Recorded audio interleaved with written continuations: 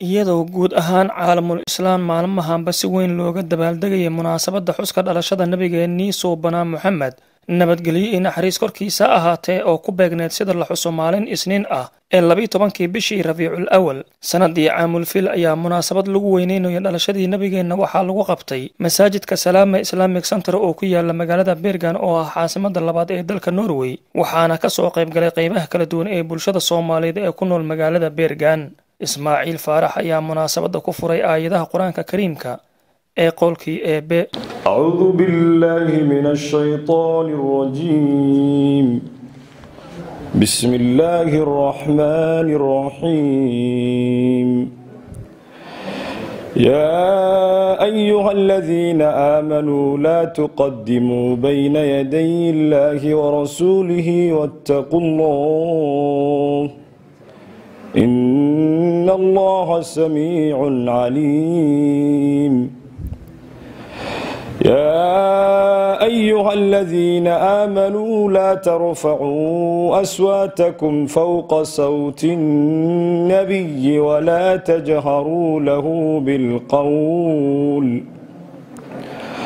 ولا تجهروا له بالقول كجهر بعضكم لبعض أن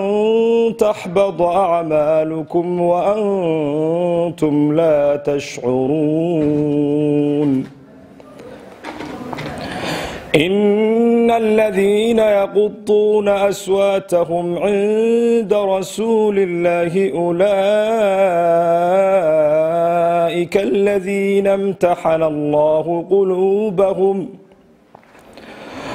أولئك الذين امتحن الله قلوبهم للتقوى لهم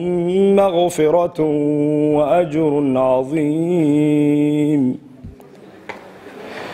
إن الذين ينادونك من وراء الحجرات أكثرهم لا يعقلون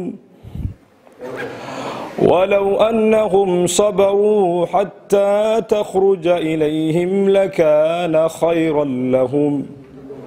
والله غفور رحيم صدق الله العظيم munaasabadan oo si qurux badan u dhacday ayaa waxaa laga soo jeediyay khudbado kala duwan oo ku saabsanaa weyneynta dhalashada nabigeena Muxamed nabadgelyo iyo naxariis dushiisa ha ahaatay iyo qasiidooyin nabin amaan ah waxaana kamid ahaa culamaa u diinkii ka qayb galay Sheekh Xamsa Sheekh Yuusuf Direed oo ka yimid dalka Sweden Dr. Jamaal Al-Utri Sheekh Cabdullaahi Jaabir Imaam Cabduladiif Ahmed Khaliif Macalin Cismaan Ibraahin Abuukar Sheekh Mawlid Yuusuf Aadan Cabduqaadir Axmed Raage Waayeel iyo culimo kale oo badan waxaan rabnaa waxa la sheegayo waa unsiirada nabigeena salawaatullaahi wa salaamu calayhi waxa laga sheekeenayo waa maxabadii nabigeena salawaatullaahi wa salaamu calayhi marka insha Allah ta'ala maadaama quraankii lagu furay anigana waxaan rabaa in aan laba kalimo madxi ah oo salliga nabigeena salawaatullaahi wa salaamu calayhi ah aan ku furo افتتاحاس كبعدي dadka noo daadahinaya ayaa barnaamijka iyo sidii mashaaikhda ay u kala akhrinayaan iyo sidii salawaadku uu noqonayo sida madaaxida ay noqonayso sida siirada ay noqonayso mawlidka nabiga oo aqaabta la gelinayo mashaa'ikhda way noo socon doontaa insha Allah ta'ala farxadana waan ka wada qayb gelin doonaa ilaa waqtigii la soo gabagabeeyana ayaga noo sheegi doonaan laakiin waxaan aan codsanayaa qof walbaba qalbi weyn in ay ula timaado xadrada xabiibka salawaatullaahi wa salaamu calayhi ihtifaalka nabigeena salawaatullaahi wa salaamu calayhi qof walbaba waa qalbi weyn in ay ku soo qaabisho qof walbaba waa in ay ku faraxsanaato qul bi fadlillaahi wa bi rahmatihi فبذلك فليفرحوا رحمة النبينا صلوات الله وسلامه عليه مل الله مل الأنجوجنبا إن شاء الله تعالى اللهم صل وسلم على حبيبي محمد عليه السلام اللهم صل وسلم على حبيبي محمد عليه اللهم صل وسلم على حبيبي محمد عليه السلام اللهم صل وسلم على حبيبي محمد عليه اللهم صل وسلم على حبيبي محمد عليه السلام اللهم صل وسلم على حبيبي محمد عليه وصلي كما الله صلى على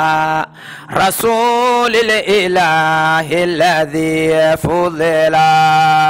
اللهم صل وسلم على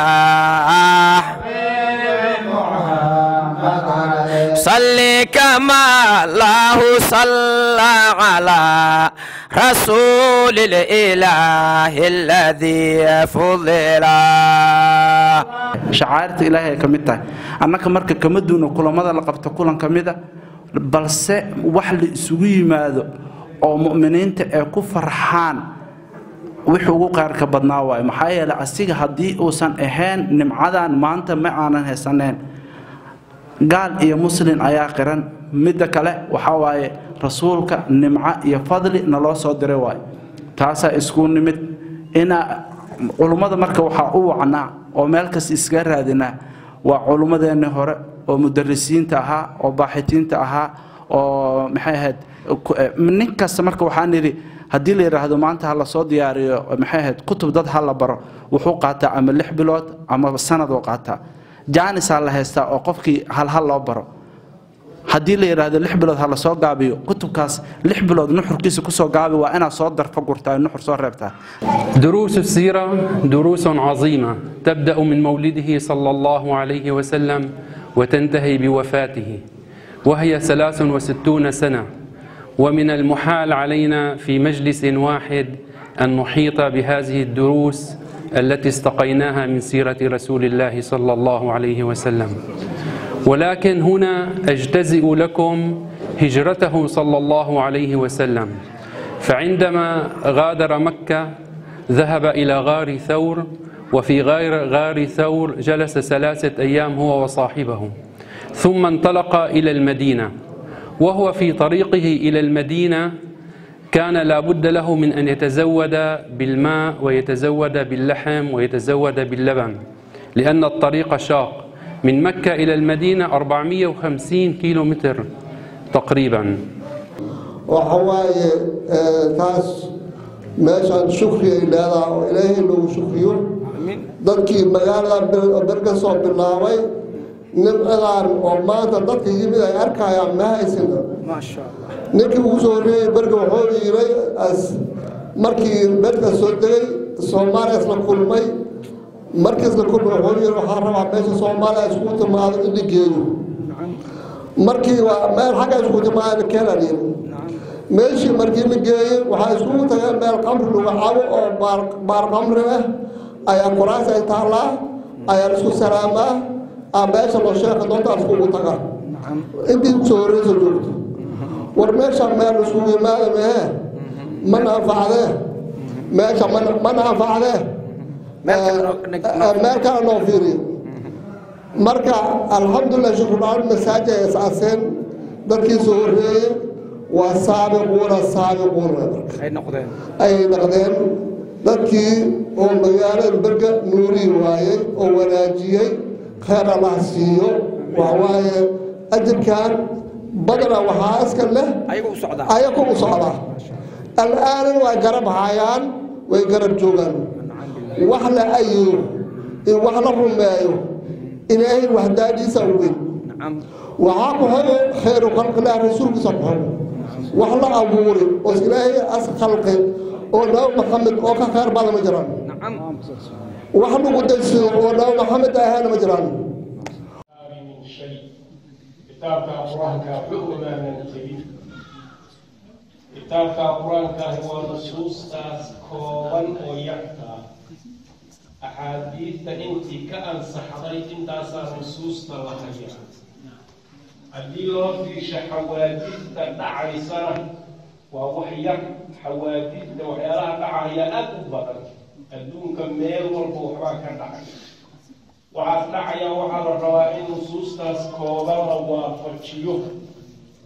haddii la yidhaahdo suuradii nebigu ogaa waxaan ahayn laguma samayn karo wax la samayn karaa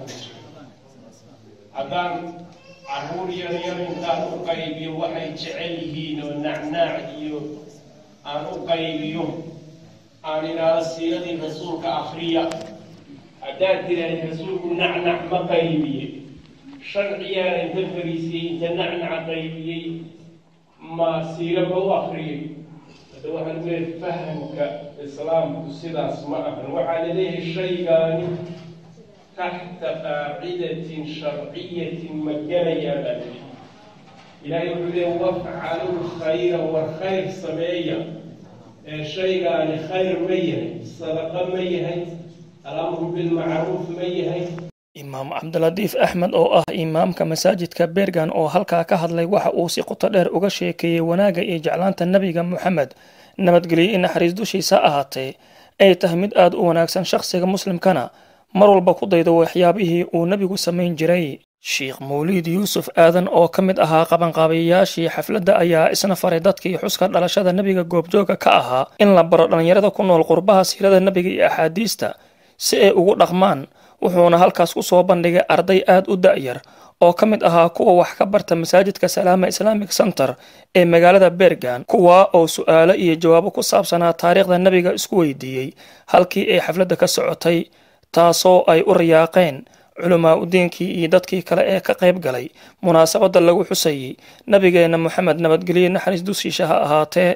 ugu dambeyntii xaaji cilmooga godana oo ka mid ah odayaasha sida weyn looga qadariyo magaalada Bergan ayaa munaasabada ku soo xiray duca iyo dardaaran isagoo u duceeyay walaalaha Falastiin ee ku socota duqeymaha sida arxandarada ah ugu imaanaya Israa'iil taasoo galaafatay nolosha dad u badan caruur iyo waayeelo reer Falastiin bila Maxamed Cabdi aragti cusub TV magaalada Bergan